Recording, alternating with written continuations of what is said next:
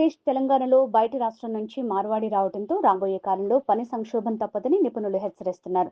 ఇప్పటికే పలు కీలక రంగాల్లో ఇతర రాష్ట్రాల ప్రజలు పాతుకుపోయారని, ఇది ఇలాగే కొనసాగితే తెలుగు రాష్ట్రాల్లో ఆర్థిక సంక్షోభం ఏర్పడే అవకాశం ఉందని నిపుణుల అభిప్రాయం. బీహార్ వాళ్లు ఇటుక బట్టి నుంచి వరి నాట్లు, పత్తి ఏరేదాకా అన్ని రకాల కూలీ పనులు చేస్తున్నారు.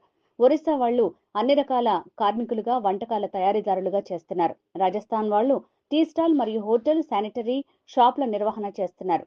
రెండు తెలుగు రాష్ట్రాల్లో షాపులు వీళ్లవే. ఉత్తరప్రదేశ్ వాళ్లు టైల్స్ వేసే పని నుంచి పెయింటింగ్, అన్ని రకాల ఇంటి లోపలి అలంకరణలు చేస్తున్నారు.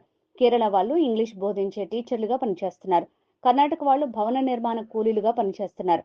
ఇలా ఇతర రాష్ట్రాల నుంచి ఇక్కడికి వచ్చి ఎంతో మంది ఉపాధి పొందుతున్నారు. రెండు తెలుగు రాష్ట్రాల వాళ్లు మాత్రం మందు, మాంసం ఎవడు పంచుతాడు, ఎవడు ఎక్కువ డబ్బులు ఇస్తాడు అంటూ పూటకో జెండా చేతిలో పట్టుకుని తెలిసిన పనిని, చేతిలో ఉన్న వృత్తిని వదిలేసి సమయాన్ని వృధా చేస్తూ ఉచితాలకు, వ్యసనాలకు బానిసలై జీవితాలను నాశనం చేసుకుంటున్నారు. ఇదిలాగే కొనసాగితే రాబోయే కాలంలో ఆంధ్రప్రదేశ్ మరియు తెలంగాణ సంపదను ఇతర రాష్ట్రాలు తీసుకుని పోతే మనవాళ్లు దివాలా స్థితికి వస్తారు. వారు పనిచేసే అలవాటు, వర్క్ కల్చర్ కూడా మర్చిపోతారు. ఆ తర్వాత పని చేస్తామన్నా ఎవరూ పనివ్వని పరిస్థితి వస్తుంది. ఇది రాబోయే కాలంలో ఏపీ, తెలంగాణలో పనిచేసే వారిని సంక్షోభ స్థితికి నెట్టివేస్తుందని నిపుణులు ఆందోళన వ్యక్తం చేస్తున్నారు.